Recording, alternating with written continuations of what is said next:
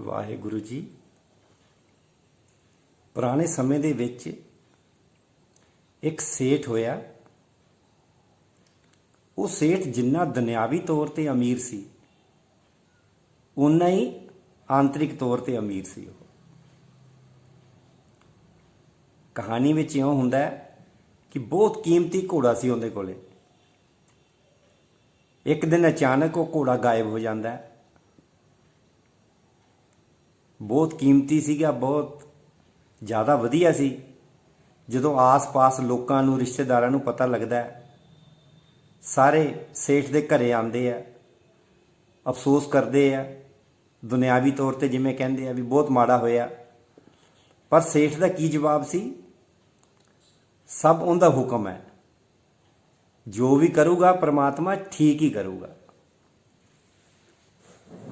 ਸਾਰੇ ਲੋਕ ਬੜੇ ਹੈਰਾਨ ਹੁੰਦੇ ਆ ਵੀ ਅਸੀਂ ਅਫਸੋਸ ਕਰਨ ਆਏ ਆ ਤੇ ਇਹਨੂੰ ਤਾਂ ਕੋਈ ਦੁੱਖ ਹੀ ਹੈ ਨਹੀਂ। ਸਾਰੇ ਚਲੇ ਜਾਂਦੇ ਆ।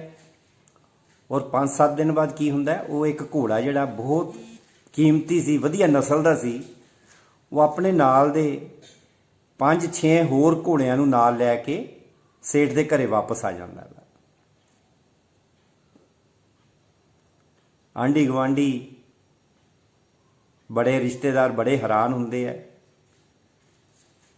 ਵੀ ਸੇਠ ਤਾਂ ਪਹਿਲਾਂ ਹੀ ਕਹਿੰਦਾ ਸੀਗਾ ਜੋ ਵੀ ਹੋਊਗਾ ਪਰਮਾਤਮਾ ਠੀਕ ਹੀ ਕਰੂਗਾ। ਥੋੜੀ ਦੇਰ ਬਾਅਦ ਕੀ ਹੁੰਦਾ, ਉਹ ਘੋੜੇ ਜਿਹੜੇ ਨਾਲ ਲੈ ਕੇ ਆਇਆ ਹੁੰਦਾ, ਇੱਕ ਅੜੀਅਲ ਘੋੜਾ ਹੁੰਦਾ ਉਹਦੇ 'ਚ। ਉਹ ਮੁੰਡਾ ਹੁੰਦਾ ਜਦੋਂ ਉਸ ਅੜੀਅਲ ਘੋੜੇ 'ਤੇ ਸਵਾਰੀ ਕਰਕੇ ਬਾਹਰ ਜਾਂਦਾ ਵਾ ਘੁੰਮਣ, ਤਾਂ ਉਹ ਜਿਹੜਾ ਘੋੜਾ ਹੁੰਦਾ ਵਾ ਉਹ ਸੇਠ ਦੇ ਮੁੰਡੇ ਨੂੰ ਗਿਰਾ ਦਿੰਦਾ ਵਾ, ਉਹਦੀ ਲੱਤ ਟੁੱਟ ਜਾਂਦੀ ਹੈ।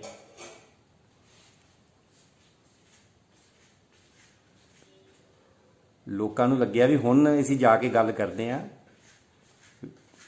ਵੀ ਵਾਕਿਆ ਹੀ ਸੇਠ ਨਾਲ ਮਾੜਾ ਹੀ ਹੋਇਆ ਸੀਗਾ। ਘੋੜੇ ਤਾਂ ਭਾਵੇਂ 4-5 ਲੈ ਆਇਆ ਸੀ ਉਹ ਪੁਰਾਣਾ ਘੋੜਾ, ਪਰ ਮੁੰਡੇ ਦੀ ਲੱਤ ਟੁੱਟ ਗਈ। ਸਾਰੇ ਉਵੇਂ ਹੀ ਅਫਸੋਸ ਕਰਨ ਜਾਂਦੇ ਆ ਵੀ ਬਹੁਤ ਮਾੜਾ ਹੋਇਆ, ਲੱਤ ਟੁੱਟ ਗਈ ਮੁੰਡੇ ਤੇਰੇ ਦੀ। ਪਰ ਸੇਠ ਅੱਗੋਂ ਕੀ ਜਵਾਬ ਦਿੰਦਾ, ਜੋ ਹੋ ਰਿਹਾ ਉਹਦੇ ਹੁਕਮ 'ਚ ਹੋ ਰਿਹਾ, ਔਰ ਇਹਦੇ 'ਚ ਵੀ ਕੋਈ ਭਲਾਈ ਹੋਊਗੀ। ਪਰਮਾਤਮਾ ਜੋ ਵੀ ਕਰਦਾ ਹੈ ਉਹ ਠੀਕ ਹੀ ਕਰਦਾ ਵਾ। ਉਹ ਫਿਰ ਬੜੇ ਹੈਰਾਨ ਹੁੰਦੇ ਆ, ਰਿਸ਼ਤੇਦਾਰ ਅਫਸੋਸ ਕਰਕੇ ਚਲੇ ਜਾਂਦੇ ਆ।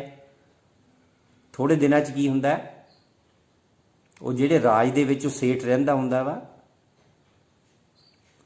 ਦੂਜਾ ਕੋਈ ਰਾਜ ਵਾਲਾ ਰਾਜਾ ਉਸ ਪ੍ਰਦੇਸ਼ ਤੇ ਹਮਲਾ ਕਰ ਦਿੰਦਾ। ਰਾਜੇ ਨੂੰ ਸੈਨਾ ਦੀ ਲੋੜ ਹੁੰਦੀ ਹੈ।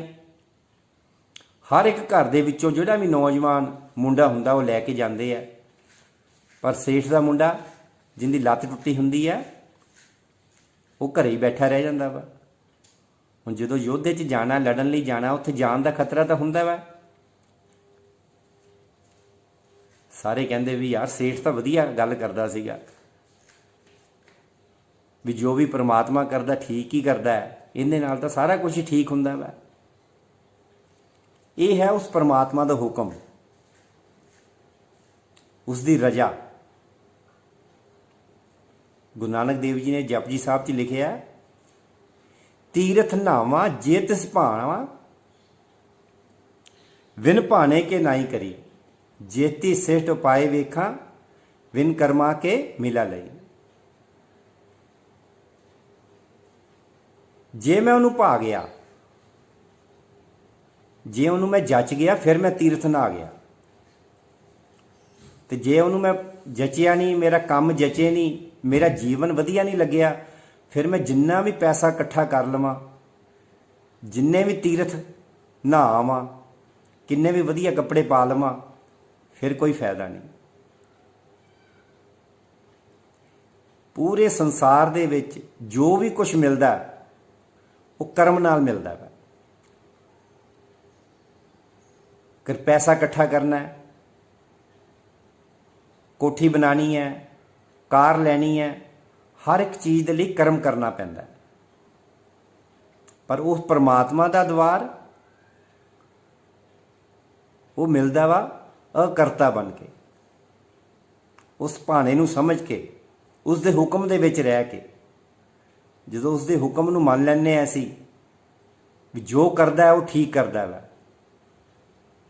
ਫਿਰ ਉਹਦੀ ਪ੍ਰਾਪਤੀ ਹੁੰਦੀ ਹੈ। ਮੱਤ ਵਿੱਚ ਰਤਨ ਜਵਾਹਰ ਮਣਿਕ, ਜੇ ਇੱਕ ਗੁਰ ਕੀ ਸਿੱਖ ਸੁਣੀ। ਜੇ ਉਹਦਾ ਹੁਕਮ ਨੂੰ ਸੁਣਨਾ ਆ ਗਿਆ ਸਾਨੂੰ, ਤਾਂ ਜਿਹੜੀ ਸਾਡੀ ਮੱਤ ਹੈ ਮਣਿਕ ਵਰਗੀ ਸਾਫ਼ ਸੁਥਰੀ ਹੋ ਜਾਂਦੀ ਹੈ। ਕਿਉਂਕਿ ਜਦੋਂ ਬਚਪਨ ਦੇ ਵਿੱਚ ਸੀ ਅਸੀਂ, ਤਾਂ ਸਾਡੇ ਕੋਲ ਦਿਲ ਸੀ, ਉਹ ਦਿਲ ਪ੍ਰੇਮ ਨੂੰ ਜਾਣਦਾ ਵਾ, ਪਰ ਜਿਹੜੀ ਬੁੱਧੀ ਹੈ ਉਹ ਸਿਰਫ ਕਾਰੋਬਾਰ ਕਰਨਾ ਹੀ ਜਾਣਦੀ ਹੈ। ਇਸ ਕੰਮ ਵਿੱਚ ਫਾਇਦਾ ਵਾ, ਇਸ ਵਿੱਚ ਨੁਕਸਾਨ ਆ, ਇਹ ਚੀਜ਼ ਵਧੀਆ ਵਾ, ਇਹ ਘਟੀਆ ਵਾ, ਔਰ ਉਹਦੇ ਵਿੱਚ ਉਲਝ ਕੇ ਅਸੀਂ ਪ੍ਰੇਮ ਨੂੰ ਪਿੱਛੇ ਪਾ ਦਿੰਦੇ ਹਾਂ। ਸਾਰਾ ਜੀਵਨ ਕਾਰੋਬਾਰ ਹੀ ਚੱਲਦਾ, ਕਿਉਂਕਿ ਪ੍ਰੇਮ ਸਿਰਫ ਦੇਣਾ ਜਾਣਦਾ, ਪਰ ਅਸੀਂ ਸਤਸੰਗ ਦੇ ਵਿੱਚ, ਗੁਰਦੁਆਰੇ ਦੇ ਵਿੱਚ, ਮੰਦਿਰ ਦੇ ਵਿੱਚ ਸਿਰਫ ਮੰਗਣ ਜਾਂਦੇ ਹਾਂ। ਕਿਉਂਕਿ ਮੱਤ ਵਧੀਆ ਨਹੀਂ, ਮੱਤ ਰਾਜਸਿਕ ਹੋ ਗਈ, ਤਾਮਸਿਕ ਹੋ ਗਈ, ਮੰਗੀ ਜਾਂਦੀ ਹੈ। ਪਰ ਜੇ ਅਸੀਂ ਗੁਰੂ ਦੇ ਹੁਕਮ ਨੂੰ ਜਾਣ ਲਈਏ, ਮੱਤ ਵਿੱਚ ਰਤਨ ਜਵਾਹਰ ਮਣੀ, ਇੰਨੀ ਵਧੀਆ ਸਾਡੀ ਮੱਤ ਹੋ ਜਾਂਦੀ ਹੈ ਉਹਦੇ ਹੁਕਮ ਨੂੰ ਜਾਣ ਲਈਏ ਤਾਂ। ਗੁਰਾਂ ਇੱਕ ਦੇਹ ਬੁਝਾਈ, ਸਭਨਾ ਜੀਆਂ ਕਾਕ ਦਾਤਾ, ਸੋ ਮੈਂ ਵਿਸਰ ਨਾ ਜਾਈ। ਗੁਰੂ ਨਾਨਕ ਦੇਵ ਜੀ ਬਾਰ-ਬਾਰ ਕਹਿੰਦੇ ਆ ਵੀ ਉਹ ਜਿਹੜਾ ਪਰਮਾਤਮਾ ਵਾ ਉਹ ਨਾ ਮੇਰੇ ਤੋਂ ਵਿਸਰ ਜਾਵੇ, ਮੇਰੇ ਸੁਰਤ ਵਿੱਚ ਉਹ ਠਹਿਰ ਜਾਵੇ। ਸਿਰਫ ਥੋੜੀ ਦੇਰ ਲਈ ਨਹੀਂ, ਗੁਰਦੁਆਰੇ 10 ਮਿੰਟ ਗਏ, ਅੱਧਾ ਘੰਟਾ ਗਏ, ਸਤਸੰਗ ਘਰ 2 ਘੰਟੇ ਗਏ, ਸਦਾ ਸੁਰਤ ਦੇ ਵਿੱਚ। ਜਿਵੇਂ ਇੱਕ ਗਰਭਵਤੀ ਔਰਤ ਨਹਾਉਂਦੇ ਧੋਂਦੇ ਰਸੋਈ 'ਚ ਹਰ ਵੇਲੇ ਉਹਦਾ ਧਿਆਨ ਕਿੱਥੇ ਹੈ? ਜਿਹੜਾ ਬੱਚੇ ਦੇ ਵਿੱਚ ਹੈ, ਜਿਹੜਾ ਪੇਟ ਦੇ ਵਿੱਚ ਹੈ। ਉਹਨੂੰ ਯਾਦ ਕਰਨਾ ਨਹੀਂ ਪੈਂਦਾ, ਫੋਟੋ ਉਸ ਦੀ ਰੱਖਣੀ ਨਹੀਂ ਪੈਂਦੀ, ਕਿਸੇ ਖਾਸ ਜਗ੍ਹਾ ਤੇ ਜਾਣਾ ਨਹੀਂ ਪੈਂਦਾ। ਉਹਦੇ ਸੁਰਤ ਵਿੱਚ ਕੀ ਹੈ? ਬੱਚਾ। ਉਸ ਪਰਮਾਤਮਾ ਨੂੰ ਗੁਰੂ ਨਾਨਕ ਦੇਵ ਜੀ ਪ੍ਰਾਰਥਨਾ ਕਰਦੇ ਆ, ਉਹ ਜਿਹੜਾ ਦਾਤਾ ਵੈ ਉਹ ਮੇਰੇ ਕੋਲੋਂ ਵਿਸਰੇ ਨਾ, ਹਰ ਵੇਲੇ ਮੇਰੀ ਸੁਰਤ ਵਿੱਚ ਰਵੇ। ਕਿਦੋਂ? ਜਦੋਂ ਦਾਤੇ ਨੂੰ ਅਸੀਂ ਦਾਤੇ ਦੇ ਤੌਰ ਤੇ ਜਾਣਾਂਗੇ। ਸਾਰਾ ਕੁਝ ਦੇਣ ਵਾਲਾ ਉਹੀ ਹੈ। ਮੈਂ ਮੰਗਿਆ ਨਹੀਂ ਸੀ ਜੀਵਨ, ਮੈਨੂੰ ਮਿਲਿਆ। ਆਪਣੇ ਮਾਂ-ਬਾਪ ਮੰਗੇ ਨਹੀਂ ਸੀਗੇ, ਫਿਰ ਵੀ ਉਹਨੇ ਮਾਂ-ਬਾਪ ਦਿੱਤੇ, ਭੈਣ ਭਰਾ ਦਿੱਤੇ, ਵਧੀਆ ਜੀਵਨ ਦਿੱਤਾ, ਕਾਰ ਦਿੱਤੀ, ਕੋਠੀ ਦਿੱਤੀ, ਜਿੰਨਾ ਕੁਝ ਵੀ ਦਿੱਤਾ ਵਾ ਬਿਨਾਂ ਮੰਗਿਆ ਹੀ ਦਿੱਤਾ ਉਹਨੇ। ਉਹ ਮੇਰੇ ਤੋਂ ਵਿਸਰ ਨਾ ਜਾਵੇ। ਕਿਉਂ? ਇਹ ਨਹੀਂ ਹੈ, ਉਹਦੀ ਕਿਰਪਾ ਤਾਂ ਸਦਾ ਹੀ, ਪਰਮਾਤਮਾ ਦੀ ਕਿਰਪਾ ਸਾਡੇ ਤੇ ਬਣੀ ਹੋਈ ਹੈ। ਇਹ ਨਹੀਂ ਵੀ ਜੇ ਅਸੀਂ ਹੁਕਮ ਨੂੰ ਮੰਨਾਂਗੇ, ਜਾਣਾਂਗੇ, ਫਿਰ ਹੀ ਕਰੂਗਾ ਕਿਰਪਾ। ਕਿਰਪਾ ਉਹ ਸਦਾ ਹੀ ਕਰ ਰਿਹਾ। ਪਰ ਜੇ ਸਾਡਾ ਘੜਾ ਸਿੱਧਾ ਪਿਆ ਵਾ, ਹਰ ਥਾਂ ਤੇ ਮੀਂਹ ਪੈਂਦਾ, ਪਰ ਜਿੱਥੇ ਘੜਾ ਸਿੱਧਾ ਪਿਆ ਵਾ ਉਸ ਘੜੇ ਦੇ ਵਿੱਚ ਪਾਣੀ ਭਰਦਾ। ਜੇ ਘੜਾ ਹੀ ਪੁੱਠਾ ਵਾ ਤਾਂ ਪਾਣੀ ਜਿੰਨਾ ਮਰਜ਼ੀ ਮੀਂਹ ਪਈ ਜਾਵੇ, ਅਸੀਂ ਪਾਣੀ ਉਹ ਇਕੱਠਾ ਨਹੀਂ ਕਰ ਸਕਦੇ।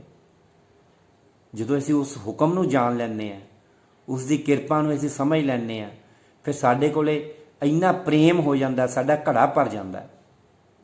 ਸਾਡੇ ਹੋਣ ਦੇ ਨਾਲ ਹੋਰ ਕਈਆਂ ਦਾ ਜੀਵਨ ਬਦਲਦਾ ਵਾ। ਅਸੀਂ ਹੋਰ ਕਈਆਂ ਨੂੰ ਪ੍ਰੇਮ ਦੇਣ ਦੇ ਵਿੱਚ, ਸ਼ਾਂਤੀ ਦੇਣ ਦੇ ਵਿੱਚ ਸਫਲ ਹੋ ਜਾਂਦੇ ਹਾਂ। ਇਸ ਲਈ ਉਹਦੇ ਹੁਕਮ ਨੂੰ ਜਾਣਨਾ ਵਾ। ਗੁਰਦੁਆਰੇ, ਮੰਦਿਰ, ਸਤਸੰਗ ਘਰ ਪ੍ਰੇਮ ਦੇ ਨਾਲ ਜਾਣਾ, ਡਰ ਨਾਲ ਨਹੀਂ, ਮੰਗਣ ਨਾਲ ਨਹੀਂ। ਅਸੀਂ ਮੰਗਣ ਲਈ ਜਾਂਦੇ ਹਾਂ, ਡਰ ਕੇ ਜਾਂਦੇ ਹਾਂ ਵੀ ਨਾ ਗਏ ਤਾਂ ਸ਼ਾਇਦ ਸਾਡੇ ਨਾਲ ਕੁਝ ਬੁਰਾ ਹੋ ਜਾਊਗਾ। ਉਹ ਪ੍ਰੇਮ ਦਾ ਭੁੱਖਾ ਹੈ, ਪਰਮਾਤਮਾ ਭਾਵ ਦਾ ਭੁੱਖਾ ਹੈ। ਵਾਹਿਗੁਰੂ।